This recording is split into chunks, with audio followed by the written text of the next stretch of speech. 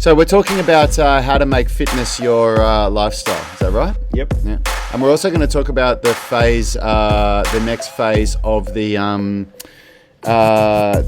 30-day challenge today. We've got another. We're going to be bringing in affirmations into the daily, That's right. into the morning routine, which is a really powerful thing to do. I've just started doing them again today. I actually wasn't doing them for a little while. So affirmations are basically affirming things about yourself, or as Yanni was talking about on the live stream before, about your future self. Yep. Not about yourself who you are now, but about your future self. So a really, really easy affirmation for a lot of people that can understand is if you're poor with managing money, an affirmation would be, I am very good at managing money. I save all the time. I live below my means and I create abundance of wealth. So you're not talking about who you are now. You're talking about who you want to be. Yep. And all I really want to say about that is because we are going to introduce this on Wednesday, which will be the start of the third week, is I want everybody to try to think of... I don't know why you're doing that. I thought we were going to do it on Monday. It's the start of a week. Let's do it on Okay, Monday. all right, cool. It's just we started on... Okay. It doesn't So matter. if you're doing this 30-day UMS 30-day... Start now, goddammit. Okay, this is what I want you to do. I want you to write less than 10 affirmations, and I don't care if it's one. If one is all you can think of, then do one. And I'll tell you what the guidelines are for affirmations. Affirmations are not wishy-washy. It's not I will try. It's Yep. I am. It's in present tense. It's in present. It's as though it was happening now. It's not in 6 months I will be doing this, or it's always, even if it's not happening, it's as though it's happening now. So another example of that would be if you're 20 pounds overweight and you want to be of a really fit and healthy weight, your affirmation is, I am a fit and healthy, strong, lean person. I eat the way that supports that kind of a body. Let's just rewind for a second, because I think we're jumping forward, and let's talk about what we're doing here. Okay? Because a lot of people are probably thinking, well, what the hell? Why the hell would I talk like that? This is about, now we're going deep into neural reprogramming. We talk about this at the start of every year when we're talking about our goal setting processes and our motivation hacking processes. The words that we speak, we believe and create immense context in our world and our reality.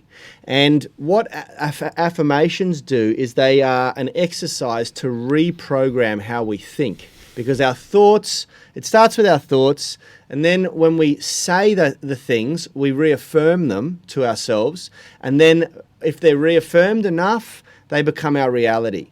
And so what we're doing is we're taking a radical stance, we're taking extreme ownership of our thoughts by reprogramming.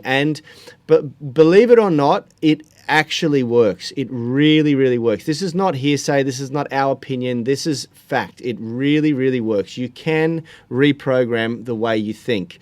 And when you reprogram the way you think, you reprogram the way you feel. And when you reprogram the way you feel, you reprogram the way you act. That's and exactly when you right. reprogram the way you act, you get something that you've never had before. Yeah, you get a different outcome. Yeah. And so this is just another step, another exercise that Rad and I use on a daily basis to get ourselves thinking, first of all, in the right manner that suits where we want to be in our life. And we did this intensely for the last decade. It was a big part of our process of leveling up and getting us to where we are today. And it's not something that, comes easily to a lot of people. For a lot of people who find themselves in a headspace where they're not wanting to be, or in a place where they don't really want to be, it's hard to talk about the things that you want to be in, Very hard. Yeah. Very hard. It was hard for us when we were learning how to do it, because I know that for myself, there was something within me that always wanted more, and that always believed in myself that I could have more and that I could achieve more than the average person. I always had that belief, and I think probably a lot of people do. But there's that voice of doubt within you that is what beats people down. And so many people talk about this, so many counselors, psychologists, so many life coaches. They talk about that inner voice that beats you down. And it can be quite hard to write something down on paper and then read it out. And you're meant to read it out loud. You're not meant to just read it off the paper. You're meant to actually say the words, that that you're reading, and it's life changing. Yeah. Some people's affirmations take 10 minutes to read. I've tried multiple affirmations. I've tried affirmations that went over a page or two that took me 10 or 15 minutes to read, and then I've had affirmations that took me about 60 seconds to read, and I find that the shorter ones are better. Yeah. I think as part of the exercise, sorry to cut you off, but most people start with writing really long affirmations, and then over time they get shorter and shorter and shorter. Yeah. And I like my affirmations used to be 2 pages long, and now it's like drank that Mozzie. Yeah, good. My affirmations are now almost like commands. They're like one-liners. Like because I'm deep in copywriting, and I like practicing my ability to write copy to get a message across as succinctly as humanly possible with as few words as possible. My affirmations are like fine-tuned, and I rewrite them every year, but they've gotten to a point now where it's just a little tweak here and there. Yeah. The affirmations generally stay the same, and I've got a one-pager now, which is on the front is the day, on the back is the evening, and it starts with a summary of what I'm hoping to achieve this year, what my big goals are, business and personal, and then my affirmations. And then I also have a wealth mantra, because one of the big areas of my life that I've been focusing on leveling up in the last decade is my wealth, my net worth, and my family's net worth, and that, of course, the company falls very much in alignment with that. And so that's something that I've really had to work hard to reprogram, because, man, I came from a bad place with money, just in truckloads of debt, and just didn't know how to manage money. And so, yeah, it's been a huge leveling up process, and it's far out. It's worked, you know. Mm-hmm. It's worked insanely well. Yeah, it has. So the other thing about affirmations is I've found that when I started doing them, I changed them at least weekly, sometimes even daily. Like as I'd read it out, I'd write it and I'd look at it and think, oh yeah, that's really good. But then I'd read it the next day and I think, oh, you know what, I think it actually resonates with me a bit more like this. Yep. And it has to resonate with you, but it also has to make you uncomfortable. Yeah. It has to make you feel like, well, shit, I don't have that, or that's not me. Well, that's the idea. Yeah. You're trying to reprogram yourself and turn yourself into something that someone that you haven't ever been before, and to create results that you've never had before. Yeah. So that's so let's just put that challenge out there, and if anybody has questions on it, you can ask the questions and we'll answer them for you. But it's like anything, right? It's just about getting started. Yeah. You've just got to do something, put something on paper. Try to come up with 3 to 5 affirmations. We've got really a template that we give our tribe in the UMS online coaching program, and they're very much based around physical goals. Leveling up your health and fitness. Look, there's I'm sure you can Google templates, affirmation templates. Well, Yanni's got these categories that he likes to have. Like he has affirmations for spirituality or religion, if you're religious, for family, for relationships, for finance, for health, for Personally, for me, what I like to do is there's nothing wrong with that. I just find for myself, what I like to do is I like to identify the areas in my life that I need the most work on, that I'm consistently saying, man, I need to improve in this. And then I just write affirmations for those areas. And again, that's similar to me. Yep. The things that I want to crush in, And I really believe that less is more, if you can write something that's succinct, that starts with I am, or I have the power to, or I am this person, or I am grateful for is another really good way to start an affirmation. Saying I am grateful for something that you don't actually have yet, because it really reaffirms the way that you act in a day when you're saying I'm grateful for the $10,000 that I have in the bank, and then the next time you go out to spend $300 on something, it makes you go, hang on a minute. And I remember the first time that happened. I remember the first time that I went to just pull my wallet out and buy something that I would have bought by default, and gone, oh, wow. And I could really feel, there was a feeling within me of this doesn't align with what I'm trying to do. And that never, ever happened before doing affirmations. I used to always say to myself, I want more money, I want to save. But at the second the wallet came out and somebody was saying, hey, let's go to the movies or let's buy some drinks, I didn't even think about it. And that's totally different now. It's just totally different. So yeah, that's the next phase of the UMS 30-day challenge, to start doing daily affirmations, and you do it straight after meditation. Yeah, this falls very much in alignment with the topic of today's show, which is how do you make fitness a lifestyle, and it's all about. And I said this a lot on the morning at home workout stream over on YouTube. It's about thinking and behaving like the person that you want to become. And of course, it starts by defining that person, by creating goals. So let's just do a case study here. If someone who's 20 kilos or 40 pounds overweight, they want to lose 40 pounds, then you need to start thinking like a person who's 40 pounds lighter. That person thinks differently. They certainly eat differently. They think they have a different relationship with food. They have a different relationship with exercise. They don't dread exercise. The person who's 40 pounds lighter thrives in a gym and wants to be turning up to the gym every morning, And so you got to start thinking like that person. How do you start thinking like that person? Well, you reprogram your mind. You reprogram your brain, and the two things that we've started with here, the reading a personal development book is step number one, because that's going to reinforce what we're talking about from a multitude of different approaches and angles.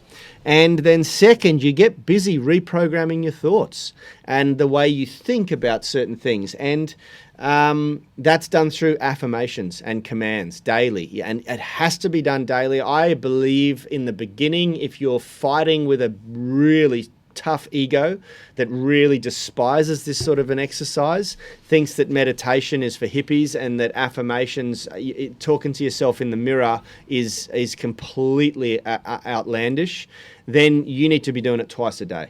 You need to be programming your mind for action in the morning, and you need to be programming your mind in the morning, and then in the evening you got to be reprogramming your mind to get ready for that action in the morning. Yeah. And that's what I do. I have a very short series of affirmations at night. A lot of them are around my sleep, because I have grown up battling with sleep issues, and I really work hard to reprogram my thoughts just before I go to bed, so that I'm not struggling to fall asleep. And first thing in the morning, I get up and do my meditation. This morning was hilarious. If you had to come to my place, I always try to get up about half hour before my kids wake up. I've got a 3-year-old and 4.5. He's almost 5, and this morning, I wasn't successful. I got up, I had my icy cold shower, brushed my teeth, went to the loo, jumped out on the couch, started my meditation, and halfway through my meditation, 10-minute meditation, my boys woke up, and I could hear them yelling out from the bedroom, because I'd closed their bedroom door, so when I turned the light on, it wouldn't wake them up, and I could hear them yelling. And when you practice at meditation, everything that occurs to you is just entering in and out of your consciousness. And so you're aware of it, but you're not focusing on it. And so I could hear my oldest son yelling, Mom, Dad, because he doesn't like it when we've shut the door. They think that we've locked them in their room.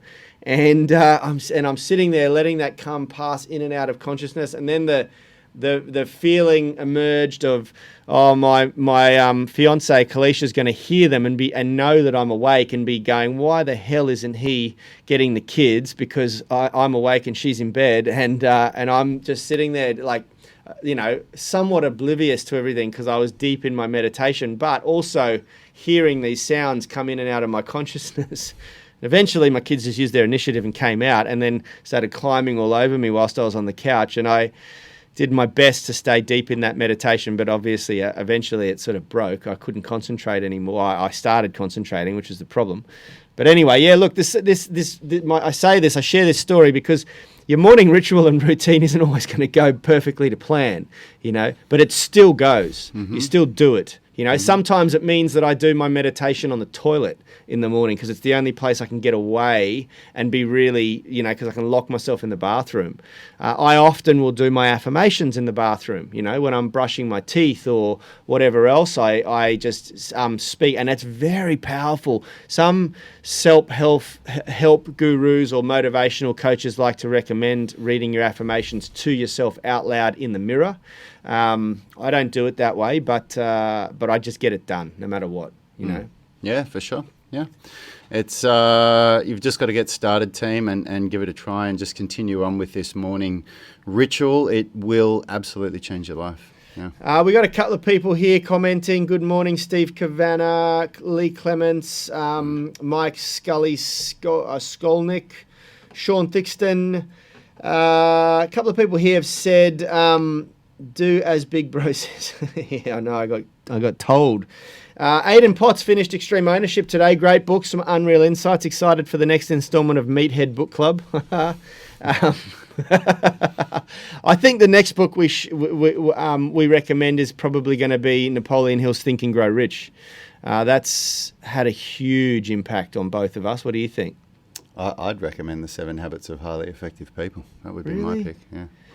Think and Grow. Yeah, look, I think Think and Grow Rich is like the foundation. Yeah, and they're when all you've good. bought into personal development, Think and Grow Rich is awesome. If you haven't bought into it yet, it can be a little bit too full on sure. Yeah, and we'll confronting. do that one. Yeah. But now, if people have read Extreme Ownership and they're ready to take real action, they'll be ready for Think and Grow Rich. Yeah, and for Think sure. and Grow Rich is such a powerful book. It is so good. For sure. Anyway, we'll talk about that shortly because we can't release more than a book a month because that just wouldn't work out. If you're reading 10 pages a day, then you'll get through a book a month comfortably. At least the books that we're telling you. I read Warren Buffett's books and they're all on average about 750 to 800 pages, and that can be a bit of a handful. All right, so just to recap, tribe. I'm just trying to think. Making fitness a lifestyle, reprogramming thoughts. We have to start thinking differently, and we're going to do that by how, Rad? So, well, you're going to, if you're doing the 30-day challenge with us, you're going to start with your 10 minutes of meditation.